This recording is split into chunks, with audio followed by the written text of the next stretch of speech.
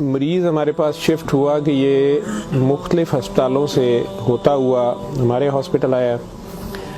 بالکل سوکھ کے وہ کانٹا ہوا تھا. 55-60 سال کا وہ آدمی تھا, بہت ہی پتلا دبلا, اور ہماری زبان میں یوزلی ہم کہتے ہیں بون اینڈ سکن, پانی کی شدید کمی اور برا حال. عمر اس کی 55-60 سال تھی. جو اس کے ساتھ ایک ہی لڑکی تھی وہ 20-25 سال کی تھی, اور وہ اپنے آپ کو اس کی بیوی بتاتی تھی. میرے جونیئر ڈاکٹرز نے مجھے راؤنڈ کرایا تو انہوں نے کہا جی کہ یہ فلاں وارڈ سے شفٹ ہوا ہے, اس کو 4 مہینے سے شدید دست لگے ہوئے ہیں, یہ کچھ بھی کھاتا ہے تو اس کو ڈائریا لگ جاتا ہے, اور اس کے سارے ٹیسٹ ہو گئے ہیں, گیسٹروسکوپیاں, انڈوسکوپیاں, بایوپسی, ہر چیز, اس سے کچھ نہیں آ رہا, تشخیص نہیں ہے. لیکن اب اس کی حالت اتنی بگڑ گئی ہے کہ یہ آئی سی یو میں شفٹ ہو گیا ہے, وینٹیلیشن کے لیے ہوا ہے, اور اس کو کوئی دوائی کام نہیں کر رہی ہے. بلکہ میرے ایک جونیئر نے مجھے کہا کہ جس وارڈ سے شفٹ ہوا ہے وہاں کی سینئر ڈاکٹر ایک ہیں, انہوں نے تنزن کہا ہے کہ ڈاکٹر صاحب نے کہا ہے صورت رمان سنانا, تو نہ تو ٹیسٹوں میں کچھ آ رہا ہے اور نہ کچھ آ رہا ہے. 4 ماہ سے ایسے ہے. تو جو ہسٹری ہوتی ہے, ہم جو ڈاکٹرز کامن چیزیں ہوتی ہیں وہ سارے پوچھتے ہیں. تو بچوں نے مجھے بتایا, جونیئر ڈاکٹرز نے, کہ نہ شوگر ہے, نہ یہ نہیں, وہ نہیں, فلانی. میں نے کہا کہ اس کا ایڈز کا ٹیسٹ کرا لیں. تو بچوں نے کہا کہ جی پچھلے سال اس کا ایڈز کا ٹیسٹ میو ہاسپٹل میں ہوا تھا, تب بھی اس کو اسی طرح ڈائریا لگا تھا, اور وہ نیگیٹو ہے, اور لیکن پچھلے سال پھر یہ ڈائریا ٹھیک ہو گیا تھا 2-3-4 ماہ کے بعد, پھر یہ بہت بہتر حالت میں ہو گیا تھا. لیکن اب پھر اس کو 4 ماہ سے یہ ہے, اور اب اس کی یہ حالت ہو گئی. اب یہ بے ہوش تھا, وہ خیر وینٹیلیٹر پہ چلا گیا, لیکن میں نے پھر بھی اس کا ایڈز کا ٹیسٹ بھیج دیا کہ یہ بھیجو اس کی کا.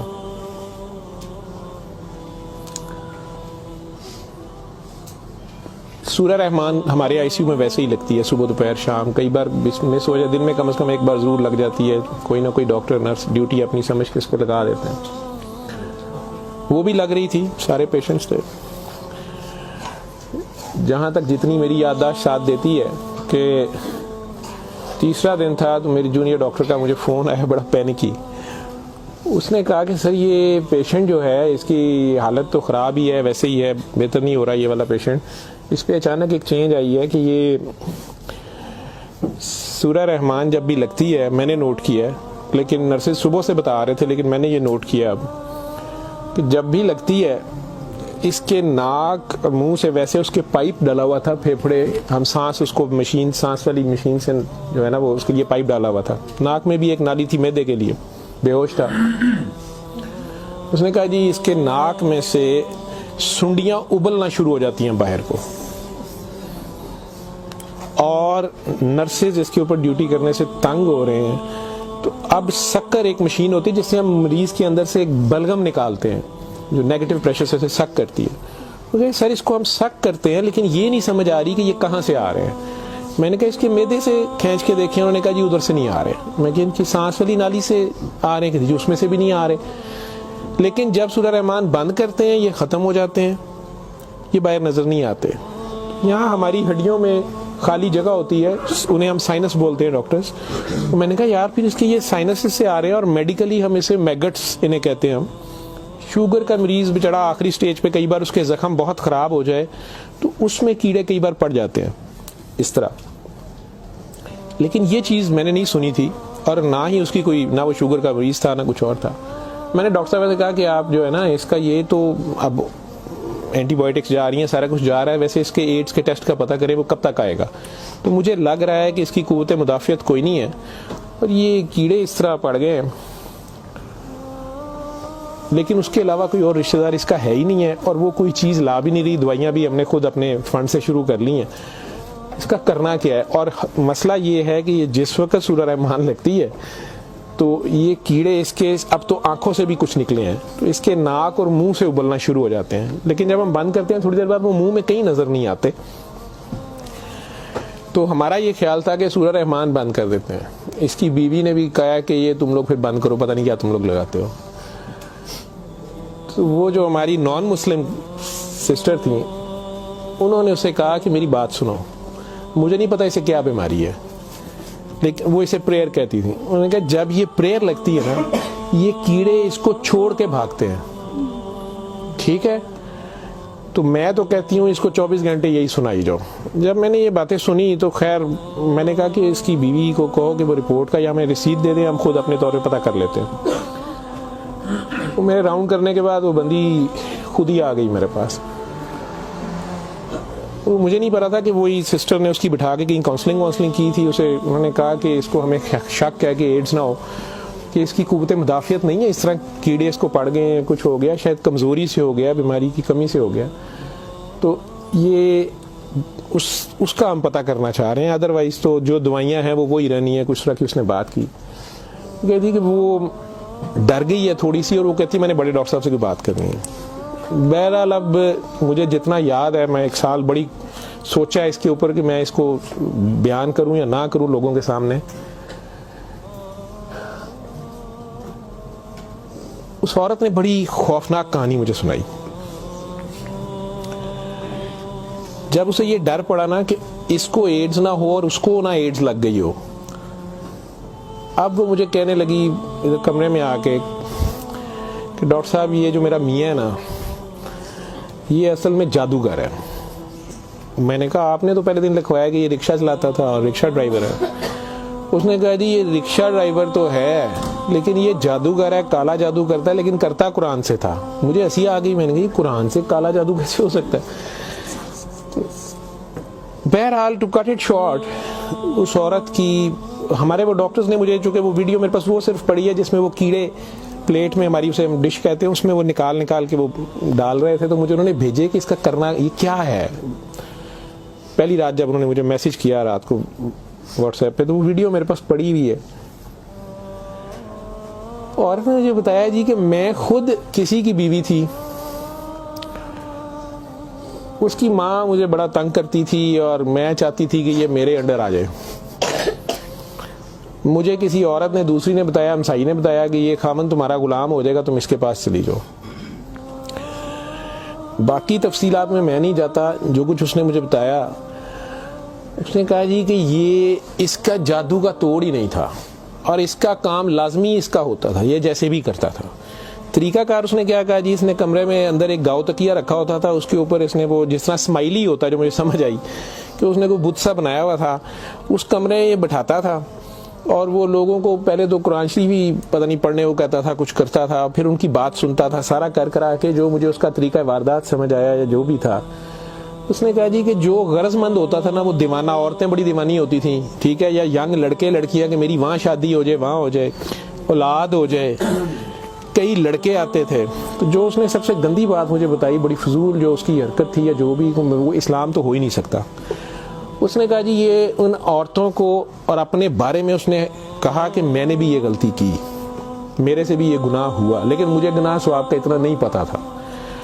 تو یہ پہلے وہ تکیے کو سجدہ کراتا تھا, خود اس کے پیچھے کھڑا ہو جاتا تھا, پھر وہ کہتا تھا کہ یہ اصل میں تم لوگوں پہ کالا جادو ہوا ہے, اس کو توڑنے کے لیے پتہ نہیں نوری بڑا ضروری ہے, ٹھیک ہے. پھر وہ ہمیں کہتا تھا کہ وضو کر کے آؤ, ٹھیک ہے, وضو کر کے آتے تھے, وہ پتہ نہیں کون سی صورت پر وہ کئی صورتیں مکس کرتا تھا. یہ سب کرتے کراتے 1-2 سیشنوں کے بعد کچھ نہیں لیتا تھا. پھر جو زیادہ لوگ اپنے کام کے پیچھے دیوانے ہوتے تھے, ان کو بتاتا تھا کہ اس میں بڑے پیسے بھی لگیں گے, یہ جان پہ کھیلنا پڑنا ہے, پتہ نہیں کیا کرنا, اور تمہیں بھی میرے ساتھ کرنا پڑے گا, اس میں بڑا کچھ جو ہے نا رسک ہے, لیکن کام تمہارا ہو جائے گا. وہ جو بھی اس کی کہانیاں تھیں, جو اس کو بعد میں کسی اور وجہ سے پتہ چلی, جو مجھے وہ بتا رہی تھی کہ جی یہ عورتوں کے ساتھ بھی اور ینگ لڑکوں کے ساتھ یا مردوں کے ساتھ بھی غلط کام کرتا تھا, پھر انہیں اپنا گند کھانے میں مجبور کرتا تھا, پھر انہیں پتہ نہیں کون سے کوئی آیت بنائی ہوئی تھی یا کوئی نام تھا پتہ نہیں کیا, کہ عربی کے جی یہ پڑھ کے نا تم نے یہ مکسچر جو ہے نا, یہ ہنڈیا پکاتے ہوئے تھوڑا سا بیچ میں گند ڈال دینا ہے اور اپنے خامند کو کھلا دینا ہے, یا اس لڑکی کو کھلا دینا ہے, یا اس کو کھلا دینا ہے. تو میں اپنے خامند کے ساتھ یہ سارا کچھ کیا میں نے. اب مجھے بتائیں کہ جب وہ اس بندے کے ساتھ ہی سو گئی تو اس کے خامند تو وہ رہا ہی نہیں ہے نا, تو نہ وہ مسلمان رہی ہے, نہ وہ یہ حرکتیں ساری. اب اس کے بعد بقول ان خاتون کے, اس لڑکی کے, کہ جی وہ خامن جو میرا تھا اس میں تو تبدیلی نہیں آئی, اس نے مجھے فل مارنا شروع کر دیا, اور مجھے اس کی میرے تڑپ اس کی طرف بھاگتی تھی کہ میں اس کے پاس آؤں. تو پھر میں نے اس کے پاس ویسے آنا شروع کر دیا کہ میں نے تمہارے ساتھ شادی کرنی ہے, میں نے ادھر سے طلاق لینی ہے, میں نے یہ کرنا ہے وہ کرنا ہے. تو میں انہیں بتائے بغیر اس کے پاس آ گئی. اس کے ساتھ میں 6 ماہ رہی. اس نے کہا کہ پھر ایسے ہی رہنا پڑے گا, اور اس سارے کام میں شامل ہوئی. تو اس نے ویسے مجھے کہا کہ نکاح ہو گیا ہے ہمارا, قرآن شریف پہ اس نے نکاح کیا. اس نے کہا ہم دونوں کی رضامندی نکاح ہے, وہ پیچھے سے طلاق لے کے نہیں آئی. ٹھیک ہے. اس کے بعد اس کو یہ ڈائریا لگ گیا. ڈائریا لگنے کے بعد یہ کہتی ہے کہ جی میو اسپتال میں جب ہم تھے 4 مہینے ہمیں ہو گئے, اور برا حال تھا اس کا پچھلے سال. تو یہ ایک دن مجھے کہنے لگا کہ میں کہتا ہوں کہ میں اللہ سے توبہ کر لوں, اللہ میری جان بخشی کر دے, تو میں توبہ کروں, اور میں نہ اب رکشہ ہی چلا کے اس میں جتنی روٹی روزی ہوگی تو میرے ساتھ گزارا کر لے گی, اور تو بھی واپس چلی جا اپنے خامن کے پاس. ٹھیک ہے. اور ادھر سے جا کے طلاق لے نہ لے, اور یہ نکاح نہیں ہے, اور جو بھی اس نے کہا کہ جی ہم نے توبہ کر لی بقول اس کے جو اس کی سمجھ تھی. یہ کہتی ہے جی میں واپس گئی, میرے خامن نے پھر مجھے مارا. اس نے کہا میں تمہیں طلاق دے چکا ہوں, تم میری طرف سے فارغ ہو, تم کہاں سے آئی ہو, یہ آئی ہو, اتنی دیر بعد آئی ہو, جو بھی آئی ہو. خیر میں پھر واپس اس کے پاس آئی. یہ کہتی ہے کہ جی وہ میں کوئی 48 گھنٹے بعد شاید 2 دن بعد واپس آئی ہے. دیکھو میں ہسپتال تھی, ڈاکٹر بڑے حیران سن, پیٹ سے ٹھیک ہو گیا سی. انہوں نے کیا دوائی فلانی مافک آ گئی ہے, فلانی مافک آ گئی ہے. تو یہ اپنے پیروں پہ کھڑا ہو گیا. اگلے کوئی 10-12 دنوں میں انہوں نے چھٹی دے دی. پھر یہ مجھے مسجد ایک میں لے کے گیا, وہاں ہم نے نکاح کیا. ٹھیک ہے. نکاح کیا, یہ رکشہ چلانا شروع ہو گیا. تو ڈاکٹر صاحب 6 مہینے انہیں بڑی محنت کی تھی, رکشہ بھی چلایا, میں بھی کدے سکی گلی کھاندے سا چنگا پلا سی. پر ڈاکٹر صاحب دنیا بڑی ظالم ہے, دی شہرت سی دنیا پیچھے پیندی سی, کہندا سی میں کام چھڑ چھڑیا ہے. ڈاکٹر صاحب ہوں پھر ایک بچی آئی تو بڑی سونی سی, وہ بڑی روندی سی, وہ پتہ نہیں کی مسئلہ سی. ڈاکٹر صاحب نے وہ پھر وہی کام شروع کر لیا. انہیں پھر وہی کام شروع کیتا ہے.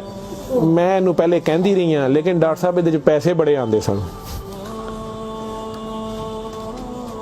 وہ دے بعد ہون 4 مہینے تو یہ اس کی یہ حالت ہے, اور اب یہ بے ہوش ہے. اب میں اللہ سے توبہ کرنا چاہتی ہوں, اللہ مجھے معاف کر دے, مجھے تو سمجھ نہیں تھی, تو مجھے معافی لے دیں, اور اس کا اب کیا بنے گا اور کیا نہیں بنے گا. میں نے یہ کافی بیچ میں سے سینسر کر کے آپ لوگوں کو ساری بات سنائی ہے. اور مجھے کہتی ہے جو کیڑے اس کے اندر سے نکلتے ہیں یہ کیوں آ رہے ہیں, یہ کہاں سے آ رہے ہیں. میں کہ بی بی یہ میں نے اسے سائنسز وغیرہ سمجھایا. میں کہ یہ اس کے بہت زیادہ خون کی کمی ہے, اس کے اندر جراثیم پڑ گئے ہیں, جو بھی. میں ڈاکٹری تو میں اسے اور کیا میں اسے کہتا.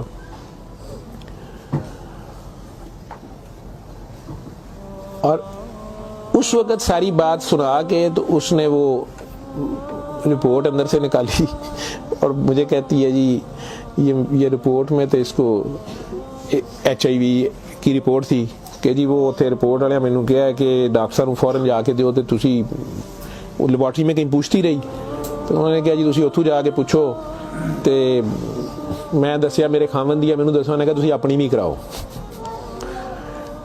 تو ڈاکٹر صاحب یہ رات دی میرے کول ہے, تو مینوں تو نہیں بیماری ہوئے گی, میں صورت الرحمان سن لا. میں نے کہا جی آپ بھی سنیں, 7 دن سنے, میں آپ کو کیا کہہ سکتا ہوں.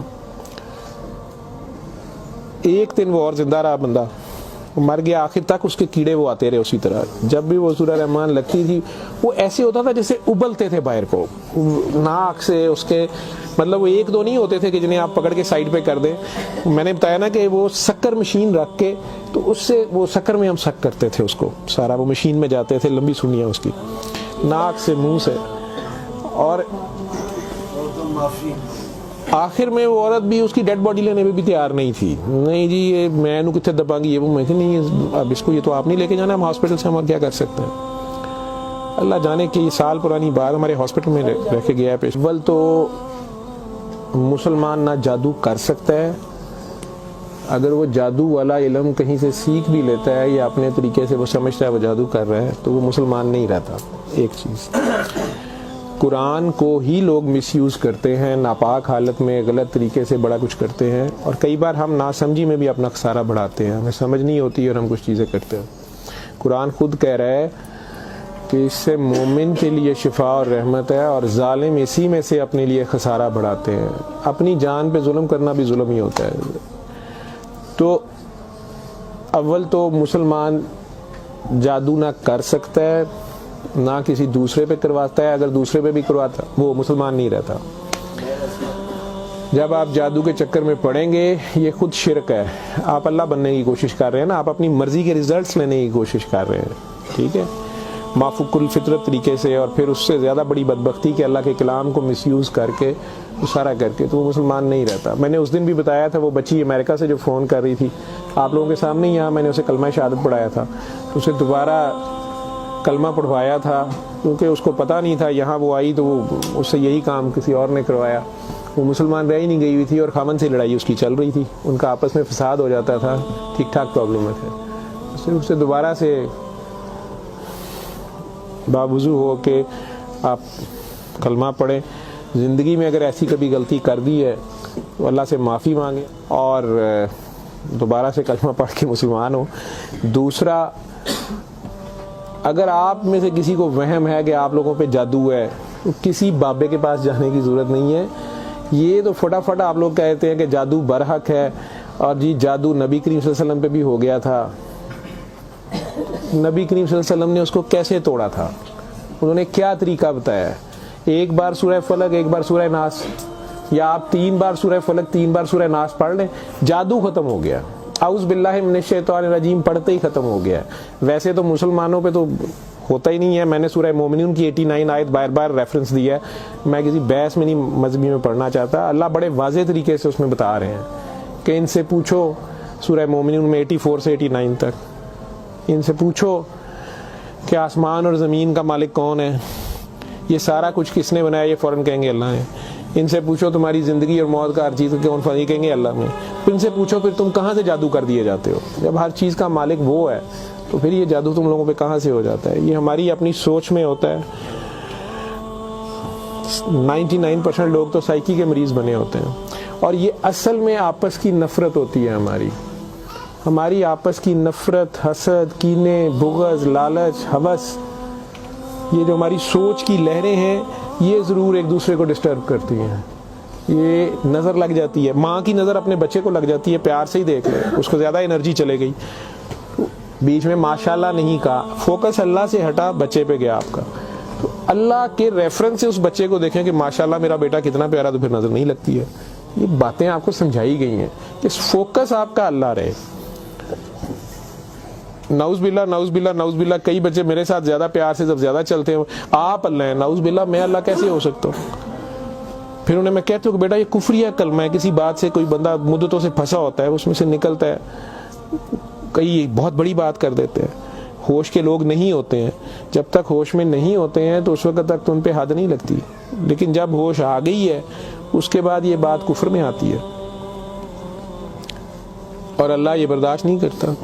آپ ناسمجھی میں بھی کر رہے ہو، بچہ ناسمجھی میں بھی الٹی سیدھی حرکتیں کر رہا ہو تو ماں تو کان پکڑ لیتی ہے، اس نے بھی اسے سکھانا تو ہوتا ہے، اسے ثابت تو کرائے گا، پہچان تو کرا کے چھوڑے گا اللہ کون ہے، اللہ کہاں ہے، ٹھیک ہے۔ آیت الکرسی کا مطلب ہے کرسی کی نشانی، کرسی کا اشارہ، ٹھیک۔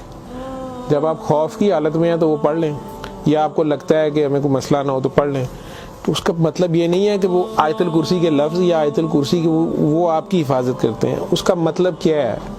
عربز کو تو پتہ چلتا تھا پڑھتے ہوئے کہ وہ کیا کہہ رہے ہیں، تو وہ ساری اللہ کی حمد اور اللہ کی شانیں بیان ہو رہی ہیں۔ تو کرسی کی بات ہو رہی ہے کہ کرسی زمین و آسمان پہ ہر طرف وہ ہے، تو اصل میں تو کرسی والے کی بات ہو رہی ہے، تو جو کچھ کرنا ہے کرسی والے نے کرنا ہے، تو اگر کرسی والے سے آپ کا دھیان ہٹ گیا، ٹھیک ہے، تو آپ کرسی کی پوجا شروع ہو گئے، تب بھی پھنس گئے آپ۔